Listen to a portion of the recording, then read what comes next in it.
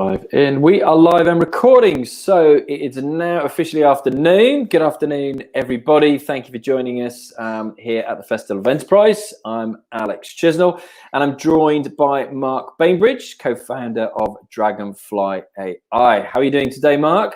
Very good, thanks, Alex. Thank you for joining us. Not at all. Great pleasure to be here.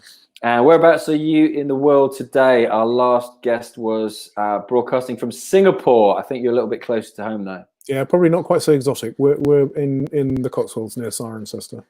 Nice, very good. And I am back here in Poole in Dorset. So thank you all for joining us today. I can see people piling into the webinar now on the live attendees. So thank you all for joining us. A pleasure to have you here. Those of you who've been with us the last 4 months now, can you believe it? Middle of March when we started this series, now coming up to 200 live webinars. And those of you who've joined us recently, or this is for the first time indeed, thank you for joining us. Linda, thank you. I can see you're watching from sunny Blackheath in London. Maybe it's sunny throughout the UK on this very autumnal but very nice day. So just to give you a little bit of background, obviously those of you who've signed up for this webinar are going to know why you signed up for it. You would have read what we put out there. But joining you today to join the co-founder of the visual analytics solution, which is Dragonfly AI, and Mark Bainbridge. He's going to present predictions based on hacks he has been part of. These predictions include the future of consumer behavior, predictions on innovations that will change industry, and the areas that brands will invest in this new normal. And Mark's got over 30 years experience as a director of marketing across industries, from the army to banking and everything in between. And he's guided companies through commercially turbulent periods before and been responsible for several high-profile campaigns in the UK. And he's now applying this experience as co-founder of Dragonfly AI. So thank you once again for joining us, everybody.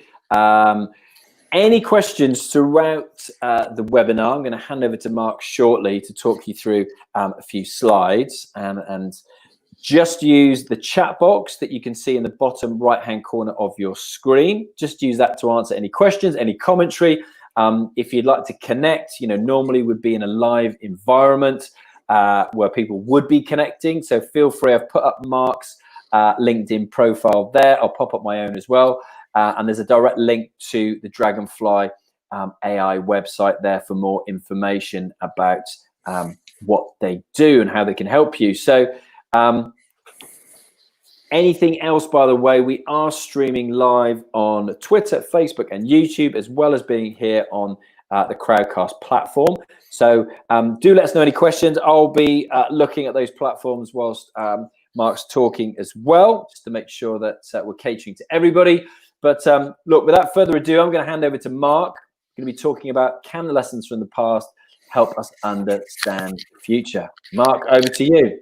Thanks very much, Alex, and thank you to everybody who's joined us this afternoon, 1st of September, beginning of autumn.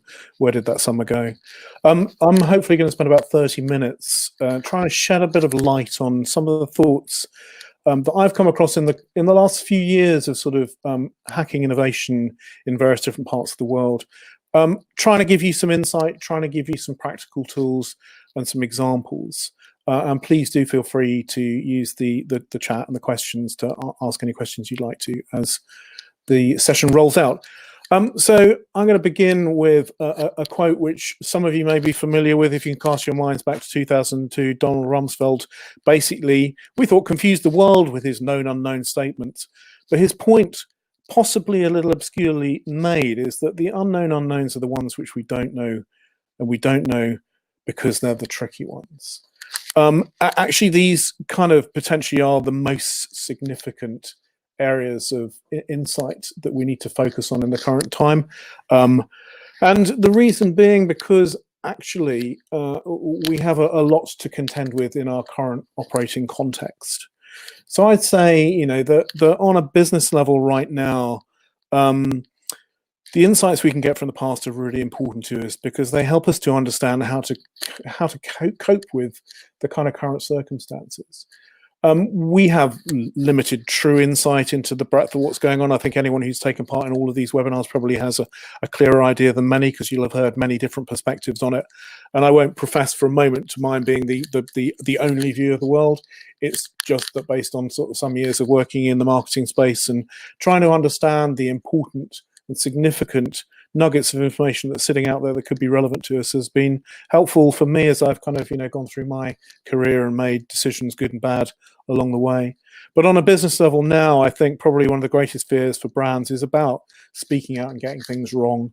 It's a difficult time, and communications in any complex environment is something that needs to be tackled with a degree of caution. But again, we've got to balance, getting it wrong with, the long-term risk of inertia. I think this is affecting decisions across the piece in all walks of life, really. Our need to want to get back to some form of, equilibrium, understanding that things have changed quite dramatically, and perhaps, we won't ever go back to what we'd previously experienced, as behaviors will have changed in the time that's elapsed. But, the big long-term risk is the risk of inertia. If we don't do anything, things will not get better. So brands and agencies potentially are in suspension or pause, waiting to see what's going to happen. Is the old normal going to return? What will the new normal be like? And one of the things that taxes my mind a lot of the time is, how do we retool the factory for what's going to be ultimately a very digital future? And we hear this in pretty much all the conversations we're having as a business, where some of the big FMCGs may have been looking at, digital growth of between 5 and 10% this year. Prior to March, they're now looking at digital growth being 30 to 50%. So dramatic shifts, really, to match the way that as consumers we've kind of reacted to, the lockdown. We're purchasing and getting more comfortable purchasing more and more and more online. But also, within the boardroom, I think, these times of potential, crisis and difficulty, who and what are the kind of conversations that are taking place that are going to, shape the way that we work going forwards. So typically, I can recall, inevitably, whenever there was any sense of external recession or, challenge to be met, that the CFO would immediately put his focus over the marketing budget and start to think about, whether compressing spend is going to help. And that discussion would rage, with some vigor as the marketer would try to defend the value at times of difficulty of continuing sustained communications with consumers to ensure that we don't lose share as we go through these transitions. But it's also about getting it right in that circumstance as well. Communication, can be landed with a degree of sensitivity, but it can also be landed. And I think, the failure of certain campaigns currently, which are just not quite getting it right, are worth thinking about. There's a subtle line between, good comms and over exuberant comms in the current circumstances, I'd say. And what will kind of decompression and re-entry into business activity actually look like? So I think there's a lot of things that businesses are thinking about, but on a purely human level, we have to remember that ultimately we are all human beings and consumers first. There's inevitably going to be change resistance. I think, the scale of, furlough translating to, other forms of right sizing is dramatic beyond anything we've known in any previous recession. And I've had the experience of working through, a number of these sort of late 80s, 2008 with the Royal Bank of Scotland, and this one. And this one has, I think, probably indicators that it's got a much longer tail than any of the others for all sorts of reasons. But I think, along with change resistance, there'll be denial about change, fear of the future, what's going to happen to us all, what's going to happen to the way we've been working, how will things like AI begin to impact in that space? Will technology and data-led solutions start to replace human interpretation functions? And as we live through it, I describe it as a kind of the extrovert's nightmare, the idea of all being kind of locked down tight and unable to sort of share and discuss, whereas it's the introvert's dream scenario, really, the ability just to think, process and plan. But as we contemplate less travel, we think about the importance of family, communities become more important to us, as does locality. We start to create new borders and frontiers within our own operating spaces. And I think, these need to be considered. One thing's for sure, that our relationship with the world will be more digital than ever before, even if our horizons do shrink. So what I was going to do is try and kind of pull some information from a series of hacks that we conducted over the last 36 months. I was lucky enough to be part of a global team, and we were commissioned to go and talk about the future of consumer behavior in regions around the world, which covered China, so we were in Shanghai, India, we were in Mumbai, Dubai, the west and east coast of the US, the UK in London, and in Northern Europe in Berlin. So a combination of futurists kind of gathered together with C-suite brand leaders, market shapers. And a hack effectively is trying to kind of draw together all of the information that we have in a structured format to try to work out, what's the operating context going to be like? What's the master question that we need to tackle? And once we've defined those two things is, what can we begin to contemplate building in these new environments? And so here you've got an example of a timeline of probable events, which actually we put together in London back in 2018. So ironically enough, there you see it, in 2024, we had anticipated the possibility of a global pandemic, along with a whole bunch of other time-based problems which could impact on our operating contexts. So you can see typically the further out it gets, the more abstract these ideas become. And you have to start, building upon a build. So the idea that by 2030 there would be government restrictions on personal AI suggests that personal AI has become much more significant to us in the period up until then. The reality is that the period out to 2030 is only 10 years away. And if you think about what's happened in the last 10 years, there's absolutely no reason why we couldn't anticipate some of these things happening with quite significant impact. So we see the negatives and then we see the positives. What are the things that could flourish and grow, which will help and enable, which will change the operating context and allow us to start thinking about doing a whole bunch of new things. So in each of these locations, we gathered for 5 days.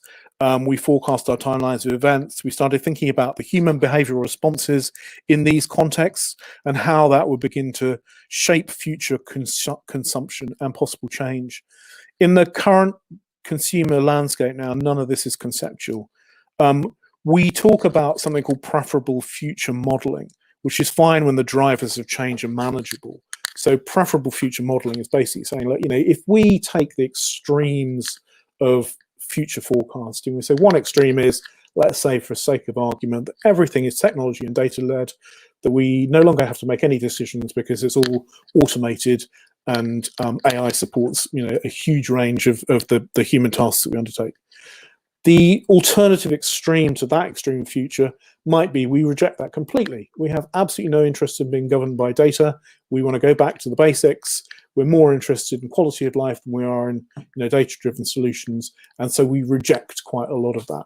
The reality is that the preferable future model that we aim to build between those two extremes is one where we can manage the significant components of the operating space to our advantage and build out timelines and actions which are plausible and useful, but which we maintain control over. Now, in these circumstances, inevitably there are loads of known unknowns. So going back to the Rumsfeld, there are known unknowns, things we know that we don't know, and there are unknown unknowns, things that we don't know exist out there. And you could say, for instance, that COVID was pretty much a black swan moment. It was an unknown. We didn't really know it was going to happen. But in the absence of any clarity, it's human nature to step back and pause and think, or at least I hope it would be. Equally rare to have an opportunity to stop and retool the factory. And in many ways, this hiatus in existence has created for us a 6-month window, which I think some businesses will have been using to great advantage, because it is one of those rare periods in time when things stop and allow you to rethink the fundamental basics of the business deliverable. As I said, when this last happened in 2008, I was at RBS, and we used the opportunity in what we call the eye of the storm of the recession to collapse what they built, 40 different web channels to consumers, into a single Web 2.0 channel for the bank. But this one is different. This set of circumstances is unique. It's a kind of total hiatus. It stopped everything, not just bits of things. And my belief is, as a behavioral marketer, that it takes probably about 3 weeks to change a behavior for life. So we've had about 6 months. So we're pretty much on track, I think, for something of a reboot in the way that we function. As we modeled in these markets future consumer engagement scenarios, the examples, the insights have uncanny resemblance to current reality. You can see here a collection of some of the insights we drew from our time in Berlin, Shanghai, and Los Angeles. So our modelling was based around the advent of, as I said, a global pandemic, or worse, an EMP, an electromagnetic pulse, a terrorist attack, which would wipe out all the technology and bring us out into daylight, probably a little bit bemused. On the back of this, we're now experiencing some sort of, fairly challenging environments that we need to work out what we can do better in. The hacks also presented a view that in each of these circumstances, there's a kind of tipping point we find ourselves where we can kind of create an accelerated version of a solution to an eventuality, but it needs to have some structure in order to bring sense to it.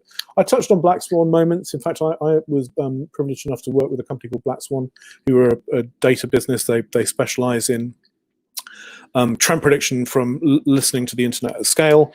And actually, the delight of definition they came to was the Black Swan moment, which is one of these significant unknown unknowns, which are hard to predict, was actually based on a 16th century phrase used in London, apparently, where it was probably a precursor to pigs might fly, where they used to say it was about as likely as seeing a black swan before Australia was discovered and filled with them. So clearly the Black Swan moment is the unexpected moment. So if we think about our current context, and what I wanted to do was to try and take some of this kind of, relatively theoretical, market sizing and estimate around the future and probability around what may or may not happen, to give ourselves a few practical tools which may help you in your current situation. I kind of titled this as how do we get ourselves back on a bit of a safe footing? And the answer is, if you're thinking about, trying to do things differently, it's worth taking some time out in order to build, effectively a set of assets to help you to understand what it is you can do differently. So we use this fundamental framework in most of the hacks that we delivered in the global regions I touched on. The principle to start with is to find the master question. What it is that you're trying to solve. Think about the current operating context. So for instance, at the moment, what do we know for sure around our operating context? Well, we're not rushing back into cities or offices. I mean, I could be wrong, but last time I spoke to somebody based in London, they said it was quieter than they'd ever known it before. And this is post the extreme measures of the lockdown. Businesses are beginning to reshape. We know they are. Will they come back into the real world in ways that we'll recognize, or things going to change dramatically? Life quality, we know, is polarizing. Age groups, I think, will adopt different behaviors, more exacerbated than before.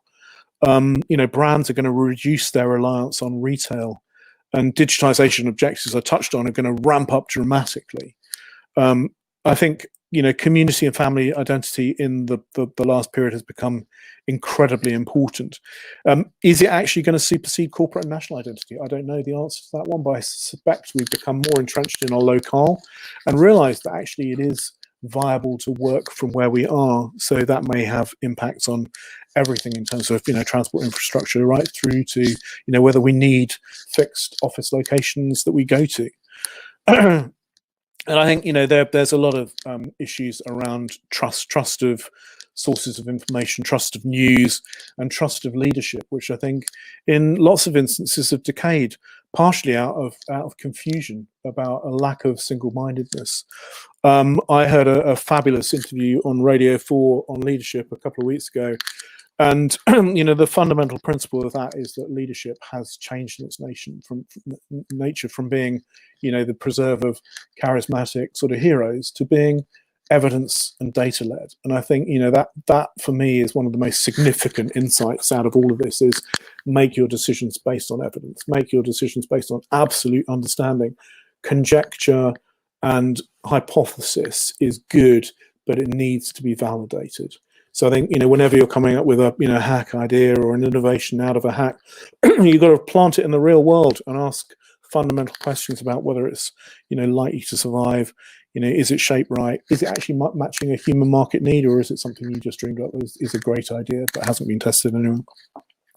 But truth is, in the last 6 months, excuse me, we have learned to operate differently. And I think our point of elasticity now is well beyond return to whatever we thought was normal before. So thinking about how to operate in future requires us to make quite a lot of judgments based on evidence. But as I said, the sources of truth are less reliable than we're used to. So where do you get your information from, and where do you get your facts and evidence? Building solutions in this kind of context requires a really rigorous framework.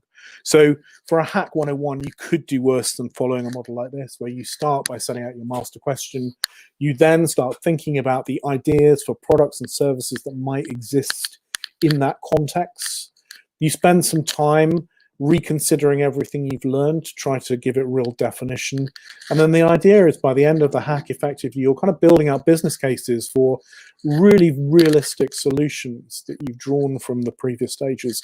And if you can build these hack teams by bringing a really good representative sample of people together to challenge and not just endorse, you get a much more robust output at the end. So I've taken for instance, I mean, this is one of the issues that we looked at, I think this was in Berlin, looking at interconnected food. The principle behind the master question in this instance is, what do we do? In the next 10 years, there'll be 1.5 billion more people to feed on the planet. And that will put all of our resources under some pressure, regardless of current circumstances. I mean, this was conducted maybe 18 months ago, so it wasn't cognizant of the idea that we'd be competing with, the issues of a global pandemic in amongst all this. But as we define our master question, it helps us to think about, what context can we tackle? We could look at food. We could look at supply and demand. We could look at retail outlets. We could look at food in terms of culture, health and wellness. There are many different dimensions that taking a master question apart helps us to begin to consider.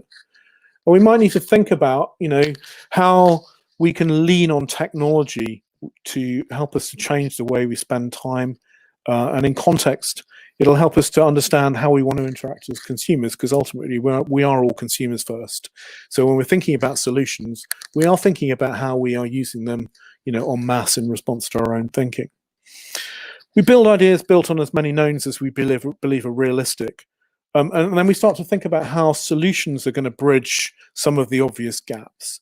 So if you took the master question of food in this hypothesis is, we're actively going to shop for higher purpose. I think the days of, I think probably relationship with retail we had before, where we would kind of spend time, digesting products in store, be replaced now by the efficiency of trying to find products swiftly. Possibly less experiential. If we see that becoming a reality, then what will the role of retail be going forwards? Is it going to be there in the same shape and format? Is it going to be reduced? Is it going to offer us new kind of concierge opportunities? I mean, will shopping be more like a kind of, an experiential engagement with products which we then buy online? I think we see, showrooming and that kind of thing taking place, in reasonable volume before any of this happened. But then what about smart homes? When our smart home is able to automate the resupply of basic food staples that doesn't involve us, how will direct consumer supply change as FMCG start to follow the model of automotive OEMs and begin to think now about, what is the role of the dealership middleman? Actually, if you can sell direct to a customer, if you can take the specification from them, will enabling technology optimize and help to anticipate what we do in our lives? Can we, feed more people with plant proteins? It will change the way that we eat. And eating more healthily will extend our lifespan. So, we'll have other features to think about. We maybe work less. One of the possible outcomes of more extensive artificial intelligence is it doesn't need quite so many humans in the work environment. So if we have time back, how will we use it? It doesn't necessarily mean that we're all going to be, looking at empty days. We can spend more time on productivity in terms of education, relearning, work and play become more intertwined. And we have more time to stay healthy and well. And I think that's one of the things that seems to have come out of all of this is, we have become more focused on our own individual well-being. And we'll have more time for a generation of new activities. And inevitably that kind of offers us a landscape in which more and new innovation can take place. So with our master's question in mind, can we start to think about what sort of human need states can we begin to anticipate may need new solutions? Can these new solutions resolve some of the issues which sit out there? I mean, that's what innovation should do. It should be, coming back with solutions to problems and frictions which have been identified, or opportunities which have emerged from changing contexts. But what are we going to be thinking about as consumers? Now, I can't profess to know all the answers to these, but these are the sorts of questions which we regularly interrogate when we're thinking about hacking a new idea within the context of a new market space. What sort of opportunities might have opened as a result of the new context? Can we define ideas? Can we define them? Can we combine, the assets we have? So what do we have? We know we have data. We have lots of data. We have technologies, and we have existing service models. So quite often, sometimes if you're kind of trying to find a solution to a problem, you don't have to reinvent the wheel. You can take a perfectly good operational round one, and you can repurpose it using different data sets, different supplier or service models, and different product windows. But ultimately, what you must do is map the context to make sure that whatever you're building out there is going to be relevant to the context you're operating in. So thinking about both the positive and negative influences, and I think certainly having spent a lot of time with startups, and we're a startup ourselves at the moment, is, there is a phenomenal exuberance which is right for entrepreneurs. Entrepreneurs should be the most optimistic and positive people in the world, because they're trying to take something that doesn't exist and turn it into something with mass market relevance ultimately. So can you ensure that you know enough about your operating context to do justice to this? We sometimes do an exercise called a Premortem, which is really interesting. Basically, the hypothetical question in the Premortem is, why does the business fail in 3 years' time? And what you do is you list out all of the reasons why your business may have come unstuck. And it helps you effectively to build a risk mitigation plan to ensure that you spot the triggers of when those things might happen, and you have a mitigation which will help to resolve them. So these are some of the fundamental tools of our modern hacking environment. Innovation ultimately needs real structure. Is it matched to a market need? Can you provide relevant, accessible solutions? And can you use sort of commercial modeling canvases? This is something called a business model canvas. You can find it online. It's one of many tools that sit out there which help you to try to sort of take an idea into a more structured case study, so you can see, how is it going to work? If you've covered off all these principal bases, then you know for sure that it's going to be able to deliver, in principle, a good result for the consumer market you've identified. And so what can we begin to expect? And this is a really hard one, because I think, basically no one knows for sure. Degree in hindsight is a fabulous thing. My prediction of what to expect is caveated that it may contain seeds and nuts. But ultimately, I think we will see innovation and a new generation of agile products and services emerge from this, this crisis that we found ourselves in. I think there'll be greater reliance on forecast prediction, from data modeling, from trend insight, and a whole lot less experiential-based decisions. So I think that's right also. We should be learning from what's working rather than learning from what we can guess at and from assumption. I think retail will become more experiential in store. And I think there'll be more, configurator-type technologies coming into the retail space. We're already looking at, 2 and 3D rendering for product serving in digital environments, and one of the things that we do as a business is help to optimize that content. We think brands potentially are going to move into the direct-to-consumer space, offering potentially lifestyle subscription models rather than the sale of products. Can you become more integral to the life stage of your consumer than simply them buying you on price and quality? And I think there are going to be massive changes in how we socialize, travel, and take time out. And some of the great tragedies, I think, of what lie ahead really probably sit in the audience-based event space. So a very good friend of ours is senior at the Royal Ballet, and they have to have 95% capacity at one of their events in order for it to be effectively viable. And the idea of ever seeing an auditorium with that level of participation in the foreseeable future prior to a vaccine, I think are probably pretty minimal. So I think it's going to have a big impact on culture, on music, on entertainment, on the richness of life that sits outside of our working operations. So I think there will be big changes ahead. So I thought it might be useful just to spend the last couple of slides looking at what we are, what we've done, and how we've effectively, taken a dose of our own medicine in terms of how we've hacked our own solution. So Dragonfly is our proposition. It's we think a smart visual analytics solution, which allows us to instantly see what the brain sees first in any context. We built our AI in response to the accelerated need to understand content and to optimize digital insights in the current context. So with so much traffic going online, it becomes more valuable, we think, to our customers, and certainly the indications are that they see the value in helping them to understand what their consumers are seeing first in all instances of content.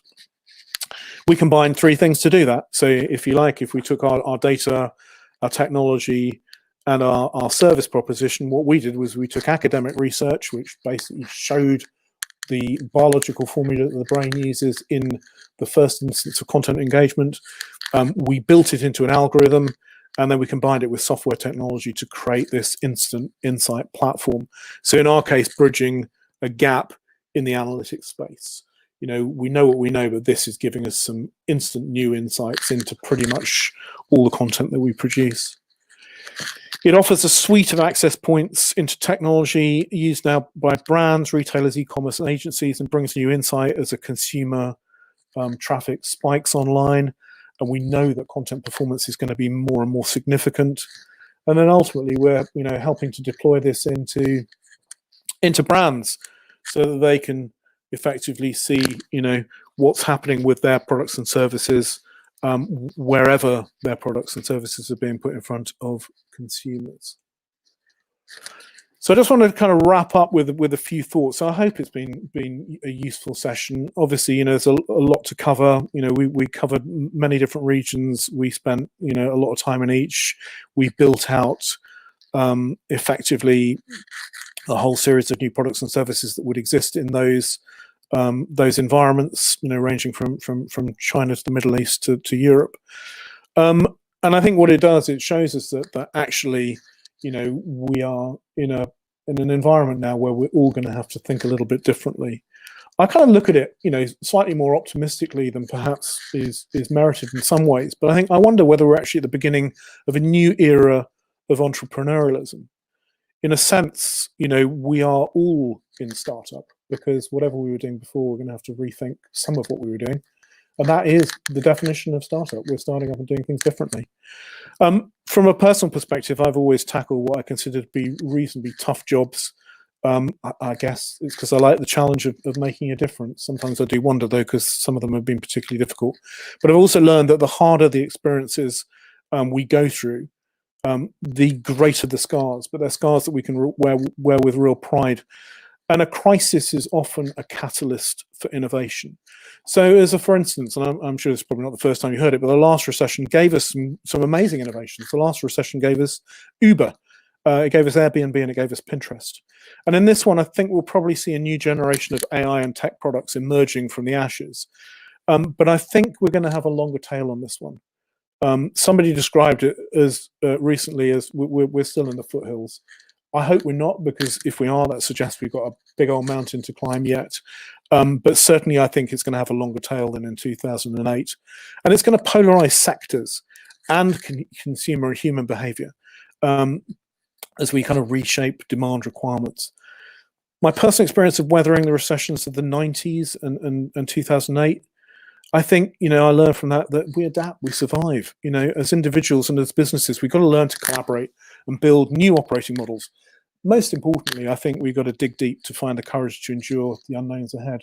But to be human is, as the slide says, to be resilient. So as my kind of final slide, hopefully winding up and then passing back to Alex in case we've got any more questions, is there is here a link. If you want to screenshot it, you can download Dragonfly, have a little go, see what you think of it, and if you're interested, ping me an email. If you found the presentation interestingly, you might also enjoy a book called The Signals in the Noise by Nate Silver, who talks about a lot more black swan moments. Do try out our tech. And thank you very much for listening. Alex, I think it's back to you. Thank you very much indeed. So you've already managed to sort your slides, ping them down. So thank you for all your positive comments on here as well, folks. Michael stands out, which is fascinating, and also buttock tightening. So thank you for that, Michael. Not sure what that means. So Janet says, the pandemic has been the making of me. I'm enjoying a new mentoring business, lecturing for 4 providers, including Derby University. I've gone semi-retired and I'm enjoying my life a million times more now. I survived COVID and cancer and have just finished my book. I wasn't expecting that on Amazon. Thank Mark. Great comments. Good, thank you. Yes, any questions, please post them up. I'm going to repost the link as well to the website that you've got here, Mark.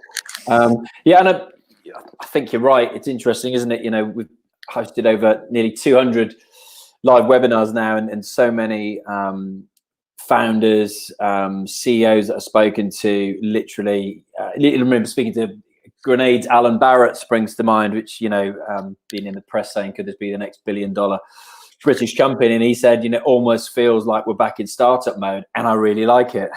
Seems like it's us against the world again, trying to reinvent things and you know, solve problems. And something you mentioned yourself there. Has your opinion changed over the last 4 months, or did you think that quite early on? About the back to startup? Yeah, everything's back in startup mode. Well, I suppose because we were in a startup, I have been since 2018. I mean, it's felt like that day by day. But I kind of got you know, my moment of epiphany was, you know, I wonder whether actually we're all beginning to have to think like that. You know, it's going to be that different that you know, the standard rules probably won't apply so much. And you know, there are some great benefits to startup, and there are some mind-blowing horror stories as well, which I'll save for another time. But the reality is, you know, you've got to have a great team. You've got to have a really good focus. You've got to share energy and direct it in into whatever it is you're building or doing. And I think the outcome of that is you get, you know, fantastic commitment.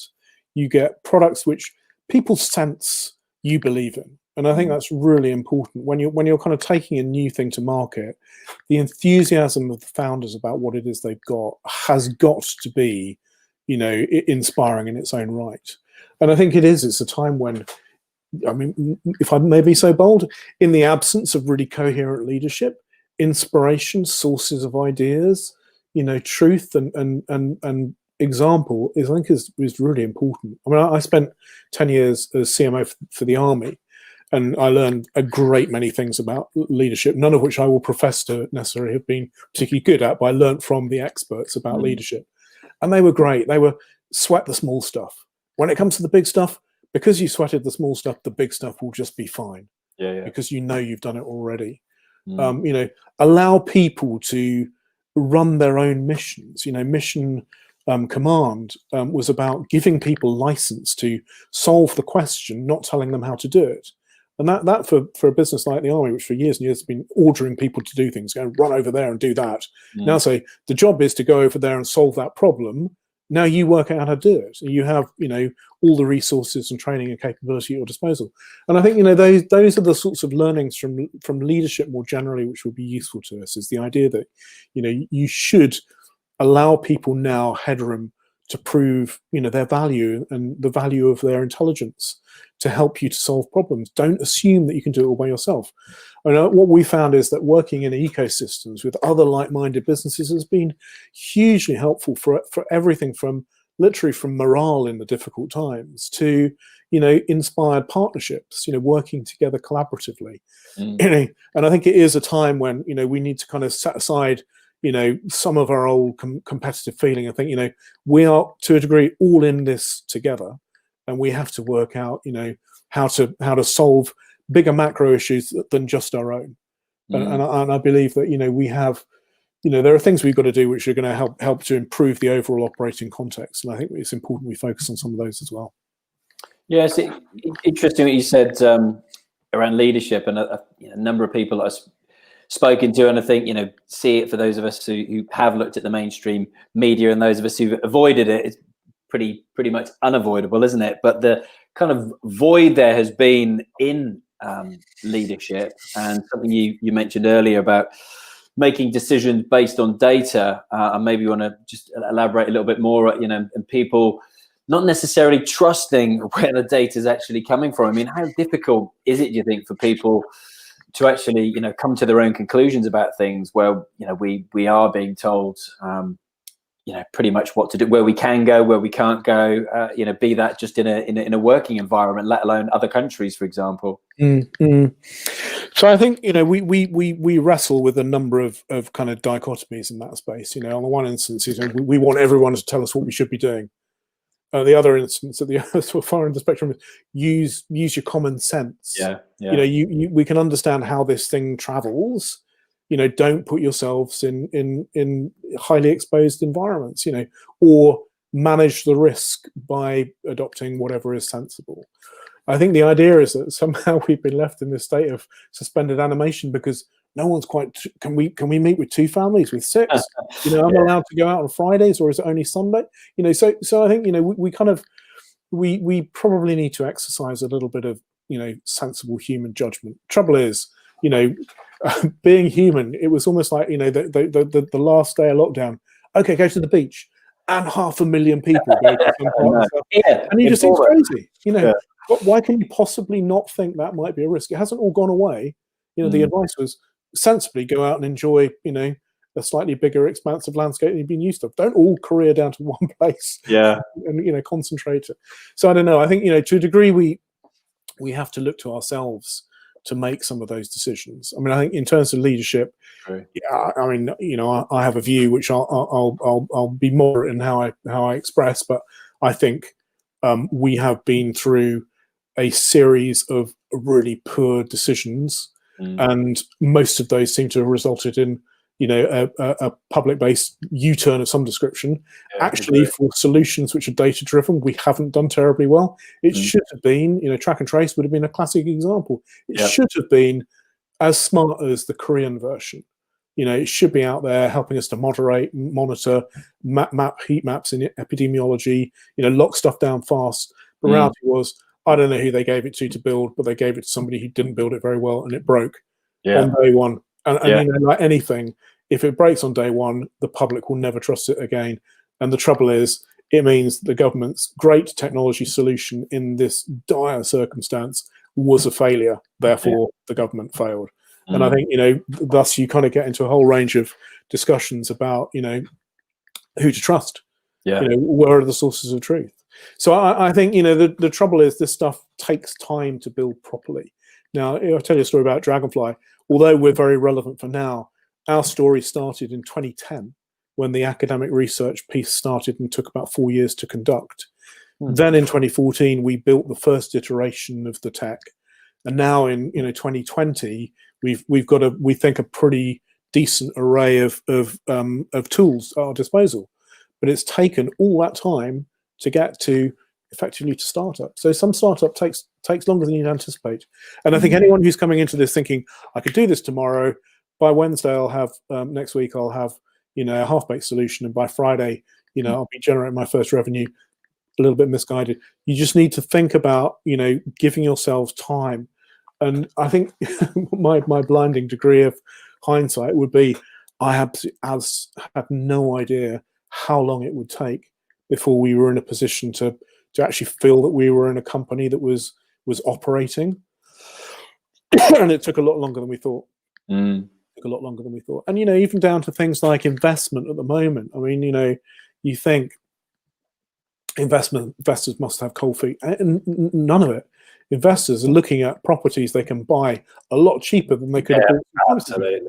So, valuation's been compressed. So our issue will be, weighing up the balance between, of course, stability, which is really important, and and looking after our people, which is really important, versus getting half the value we would have got 6 months ago. So it's all part and parcel of the nature of volatile economics, I guess. And I can see like everybody who started watching the webinar is still on the webinar. So whilst that, which is a great sign. I've just been looking at your website before and after during the webinar, and I just thought it'd be a good point now while people are still here who are obviously still interested. And as a content creator myself, with podcasts, etc., and the marketing we do behind that, could you talk us a little bit about? I'm personally interested, which is why I'm asking it, but I figure the whole audience is going to be. Can you talk us through with your studio, when you measure the effectiveness of different digital assets before you publish by analysing them, etc.? Can you talk us a little bit through that, because I think it sounds super interesting how you actually do that. Yeah, I do. So the basic fundamental of Dragonfly is we can ingest any content we like into either an iOS app, a web application, so a desktop app, or into a Google Chrome extension. So we can look at live digital assets. I might, even if we're feeling really brave towards the end, just try and do this live and show it to you. But we haven't tested it, so it may be a bit of a risk. Okay. But basically, we ingest it in there. What it does, it then applies the biological algorithm that sits at the heart of our technology. And the biological algorithm replicates the way the human brain analyzes content in what we call the zero moment of truth. So we're constantly doing it as we make our way through life. We're looking at stuff, and our brain is helping us to just define what is the most significant content we look at. So we know that the brain uses a formula. This is what the academic research proved, that it's based on 5 neural pathways, so light and dark, contrast, texture, patterns, clustering, and orientation, which is our ability to see anomalies and patterns. So we use this all of the time. Because it's a biological function of the brain, it's a universal. We all use it in exactly the same way. The system 2 function of the brain, which is our kind of top-down process, our learned behaviors, are the things that define us as uniquely individual. So our emotional response, we don't look at that at all. We look at precognitive visual attention analytics. Then what we do is we take our heat maps, apply it instantly to what we're looking at, and it pulls out a heat map showing us high color temperatures, what we see first, low color temperatures, what we don't see. Then we can layer index metrology over it, which says these are the top 5 hotspots. Mm-hmm. And so typically, if that's a piece of brand communications or a piece of content communications, you think, I want to deliver these 5 things, Dragonfly will instantly show you whether they're being delivered or not. But because of the way that it works, it's an unlimited lookup model. You can test and iterate design until you've actually optimized it for human consumption. Right.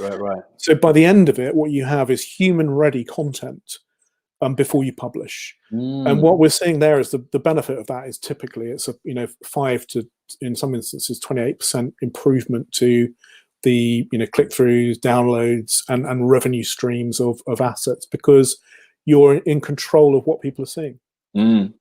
So very potent. The web app allows us to manage heavy-duty campaign projects. The Chrome extension allows us to look at real-time and web assets on staging servers. We've got a motion tool that allows us to analyze social media feeds, video content, TVCs, that kind of thing.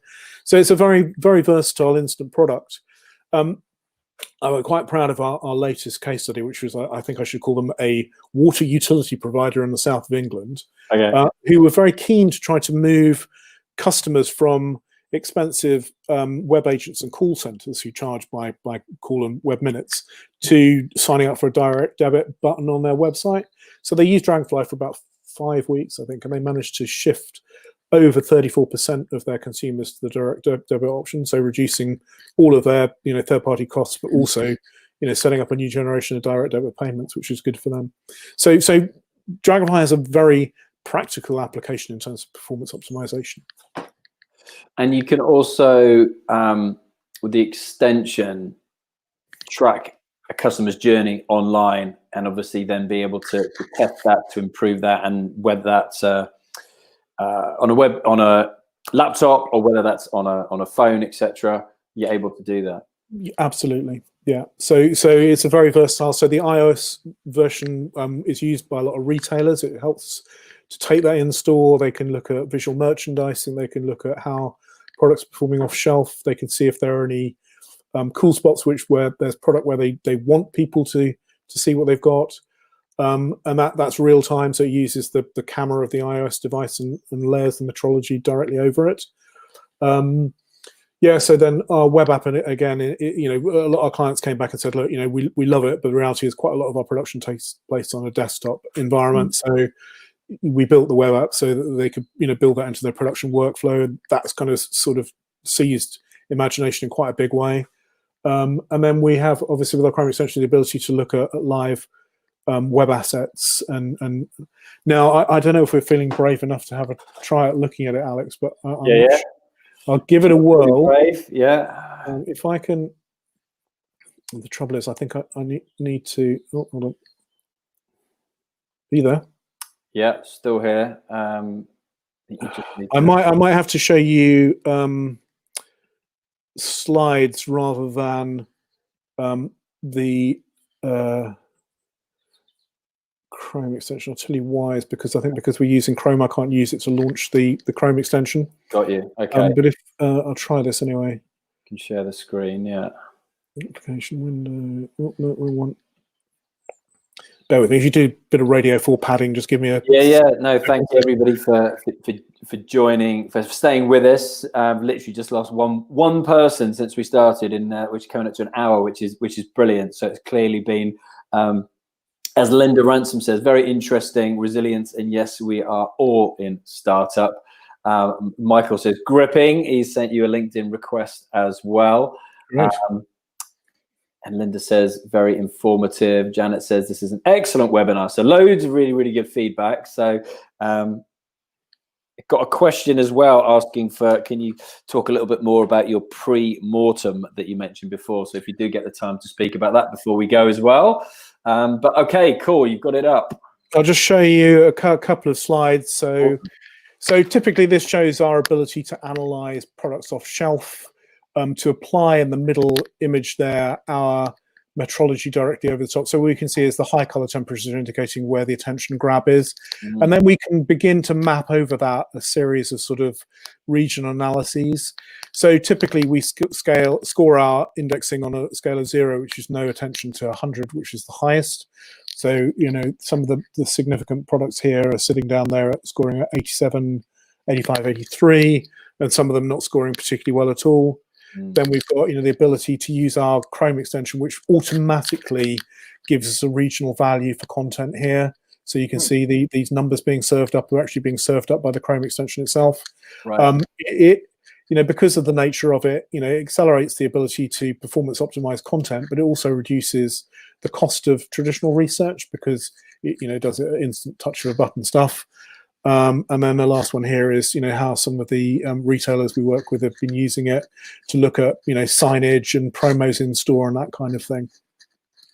And as I say, I think if at the end of the previous slides there was an invitation to download a trial. If you can't get to that for any reason, just email me direct and I'll sort you out. So things like the pre-mortem. There is I can give you a one-pager on how to run that exercise. It's one of 10 exercises that we typically use in a cycle of innovation, of, you know, revised, refreshed strategic thinking. Okay. It seems to work quite well, and it is as simple as basically, you know, you're trying to work out with your team all of the things that could possibly go horribly wrong in 3 years' time. Why didn't we make it? And then working out, you know, how to remodel those and say, so what would be the typical indicator if we said that, you know, not making enough money and going broke was one of the biggest ones, then clearly watching your cash balance is a critical part of that. But also, you know, that ties into growth. You know, have we grown too fast? So there's lots of things you can do. And then, you know, we've got some tools that help you to map and then work out how to mitigate. So very happy to share some of that content if people are interested in it.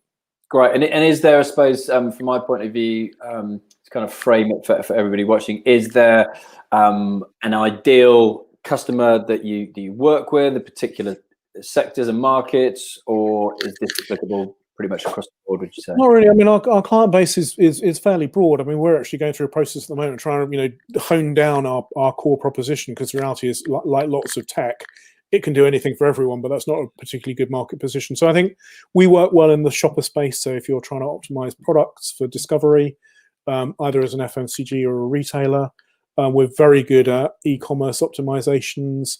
For FMCGs, if they're trying to build a product SKU that they're going to put into Amazon, we can make sure that the SKU is well optimized in its own right, but then ultimately they want to test the destination where it's going to be, because it may be different there.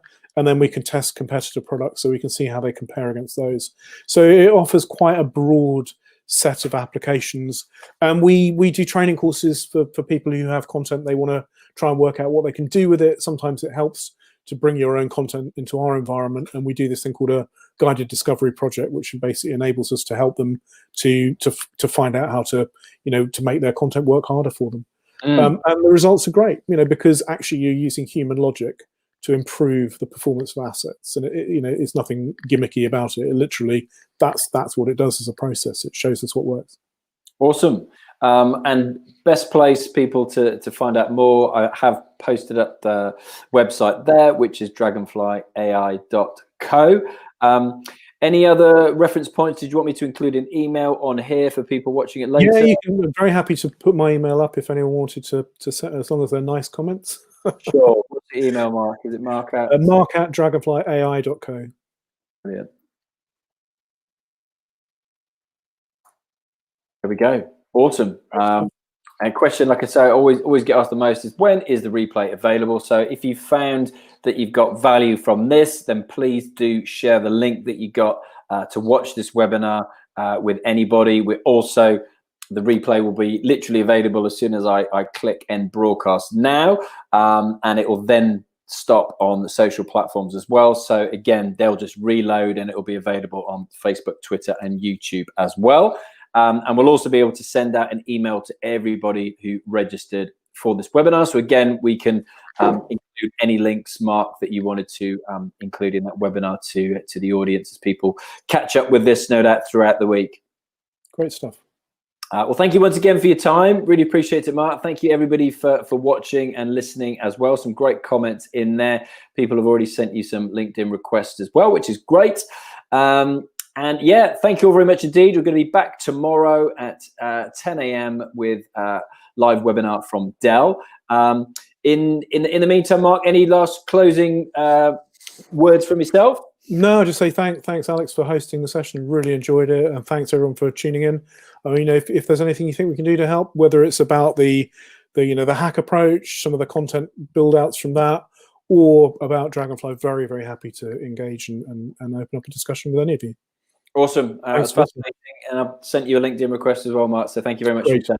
Appreciate it. All right. Thanks. Cheerio now. Bye.